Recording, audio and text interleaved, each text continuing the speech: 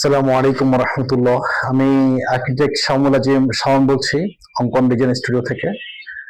আজকে আমরা মূলত ড্যাপ নিয়ে কিছু কথা বলবো। ড্যাপ হচ্ছে বেসিক্যালি ডিটেল এরিয়া প্ল্যান, যেটা 2022 সাল থেকে 2035 সাল পর্যন্ত প্রস্তাবনা করা হয়েছে। তো আপনার যে জায়গাটিতে আপনি স্থাপনা নির্মাণ করবেন, হোক সেটা আবাসিক, বাণিজ্যিক অথবা কোনো ফ্যাক্টরি বিল্ডিং বা হসপিটাল, আপনি যা নির্মাণ করেন, যদি আপনার জায়গাটি ড্যাপের আওতাধীন এলাকার মধ্যে হয়ে থাকে, তাহলে অবশ্যই আজকে এই ভিডিওটি আপনার জন্য গুরুত্বপূর্ণ।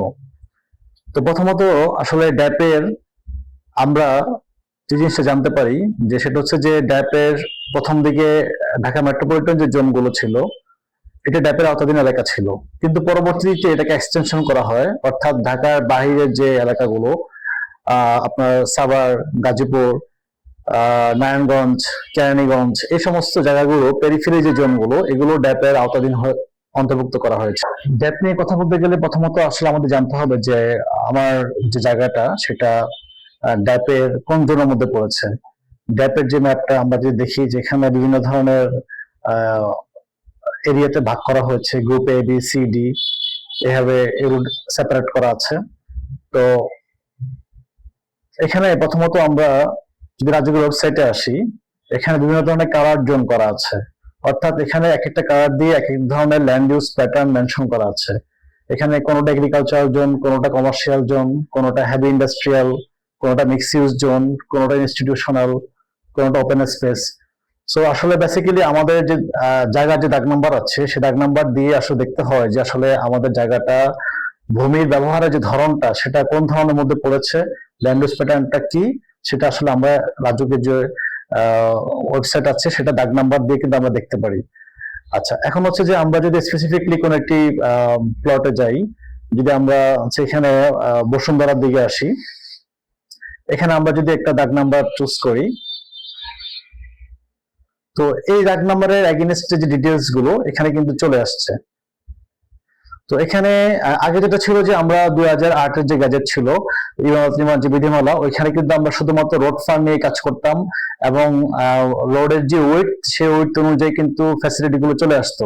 অর্থাৎ 30 ফিট রোডের জন্য ফ্যাসিলিটিস এক ধরনের ছিল, ফায়ারের মান এক ধরনের ছিল, 60 ফিট রোডের জন্য ফায়ারের মান আরো বেশি ছিল। এভাবে কিন্তু আপনার রোড ফার গুলো আমরা পেয়ে যেতাম। কিন্তু এখন 2025-এর যে গ্যাজেট এবং ড্যাপের যে প্রস্তাবনা, এখানে কিন্তু এই রোড ফারের পাশাপাশি কিন্তু যেটা হচ্ছে এরিয়া ফার নিয়েও কিন্তু কাজ করতে হয়। তো এরিয়া ফারটা হচ্ছে যে ড্যাপের প্রস্তাবনার যে এলাকাগুলো, এগুলো এক একটা জোন, এক একটা এরিয়া, এক একটা ওয়ার্ড অনুযায়ী ফ্যাসিলিটি প্রোভাইড করা আছে। অর্থাৎ এক একটা ওয়ার্ডের জন্য এক এক ধরনের ফার মেনশন করা আছে। যেমন ঢাকার মেট্রোপলিটন যে জোনগুলো, মানে প্ল্যানিং যে এরিয়াগুলো, বসুন্ধরা, ধানমন্ডি, পূর্বাচল, এই জোনগুলোতে কিন্তু আমরা ফারের মানটা মোটামুটি ভালোই দেখা যাচ্ছে, 4.1, 3.8 এরকম পাওয়া যাচ্ছে। বাট আনপ্ল্যান্ড যে জোনগুলো, যেমন ঢাকার বাইরে টঙ্গী, সাভার, নারায়ণগঞ্জ, গাজীপুর, এই জোনগুলোতে কিন্তু এরিয়া যে ফারটা ওয়ার্ড ওয়াইজ, এই ফারটা কিন্তু তুলনামূলকভাবে প্ল্যান্ড এরিয়ার তুলনায় কিন্তু কম। তো এখন হচ্ছে যে আমরা একটি প্রজেক্টে আপনাদেরকে একটু ফার ক্যালকুলেশন দেখাবো, যে ফারের যে মানটা নতুন যে গ্যাজেটে রোড ফার এবং হচ্ছে যে এরিয়া ফার, এই দুটো ফারের মধ্যে যে মিনিমাম যে ফারটা হবে, সে ফারকে নিয়ে কাজ করতে হবে। অর্থাৎ রাস্তার উপর ভিত্তি করে যে ফারটা আমরা পেলাম, এবং হচ্ছে এরিয়া যে ফার, ওয়ার্ড অনুযায়ী যে ফারটা মেনশন করা আছে, সে ফারের মধ্যে যেটা কম, ওইটাকেই প্রপোজড এবং ফাইনাল ফার হিসাবে কাউন্ট করতে হবে। এবং ক্ষেত্র বিশেষে কিছু ইনসেপটিভ দেওয়া হয়ে থাকে, এটা 0.5, 0.75 এরকম হয়ে থাকে। তো এগুলো আসলে সবসময় প্রযোজ্য হয় না। যেখানে খেলার মাঠ, পার্ক, এই ধরনের ফ্যাসিলিটিস গুলো পাওয়া যাবে, তখন হচ্ছে যে এই ইনসেন্টিভ গুলো সেই সর্বনিম্ন ফারের সাথে যোগ করে কিন্তু ক্যালকুলেট করতে হয়। তো ফারের ক্ষেত্রে যেটা হচ্ছে যে আমাদের ল্যান্ডের যে এরিয়াটা 5 কাঠা হলে 5 কাঠার সাথে ফারের যে মানটা হচ্ছে, ফাইনাল যে ফারটা, সেই ফারের মানকে মাল্টিপ্লাই করার পর যে ফিগারটা আমরা পাচ্ছি, এটা হচ্ছে বিল্ডিং এর টোটাল যে এরিয়াটা আমরা পাবো সেটাই। তো এখানে আমরা আপনাদেরকে একটি আমাদের একটা প্রজেক্টের এটা ক্যালকুলেশন দেখাবো। এখানে একটা 4 কাঠা প্লট বসুন্ধরায়, এখানে হচ্ছে যে আমাদের 25 ফিট রাস্তা আছে। সো এখানে আমরা ক্যালকুলেশন করে দেখেছি যে এরিয়া ফার এবং যে প্লট ফার, এই দুটোর ভিতরে আমাদের যে প্লট ফার রাস্তার উপর ভিত্তি করে যে ফারটা, এখানে আমরা 3.25 পাচ্ছি এবং কিছু অ্যাডিশনাল ফার যোগ হচ্ছে অতিরিক্ত রাস্তার জন্য, এবং ইনসেন্টিভ সহ আমরা এখানে ইন টোটাল মানে ফাইনাল যে ফারটা 4.1 পেয়ে যাচ্ছি।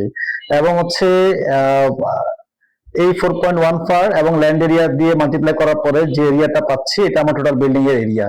তো আমরা হিসাব করে দেখেছি যে যদি 9 তলা করা হয় সেক্ষেত্রে পার ফ্লোরে 1500 স্কয়ার ফিটের মতো আসে। আর যদি এটা আমরা আরো বিলত থাকতে চাই, অর্থাৎ যখন আমি যত হাইটে যাব তখন কিন্তু আমার ফ্লোর এরিয়াটা কিন্তু কমবে।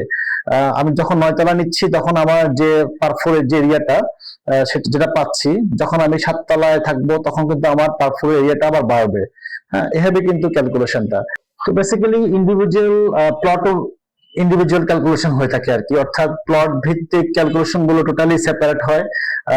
দেখা যাচ্ছে যে সেম রাস্তা, আমার সামনে 30 ফিট রোড আছে, সেটা আমি উত্তরাতে আমি যে ফ্যাসিলিটিটা পাচ্ছি, আবার গাজীপুরে কিন্তু আমি সেই ফ্যাসিলিটিটা পাচ্ছি না।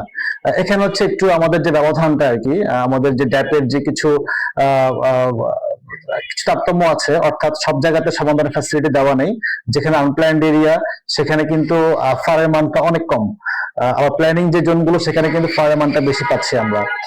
তো এই জন্য আসলে আমরা ইন্ডিভিজুয়াল ক্যালকুলেশন করে দেখি যে আসলে কতটুকু এরিয়া নিয়ে কাজ করা যাবে, সেই অনুযায়ী আমরা ক্লায়েন্টকে প্রোভাইড করে থাকি। তো আরো বিস্তারিত জানতে অবশ্যই আপনারা আমাদের স্ক্রিনে দেওয়া যে নাম্বার আছে আপনারা যোগাযোগ করবেন হোয়াটসঅ্যাপে, এবং আমাদের ওয়েবসাইটে আমাদের যে কাজগুলো আছে, আমাদের যে এক্সপিরিয়েন্স আছে বিল্ডিং ডিজাইনের এবং ইন্টেরিয়রের যে এক্সপিরিয়েন্স গুলো আছে সেগুলো অবশ্যই আপনারা দেখবেন, এবং যে কোনো প্রয়োজনে আপনারা আমাদের সাথে অবশ্যই যোগাযোগ করবেন।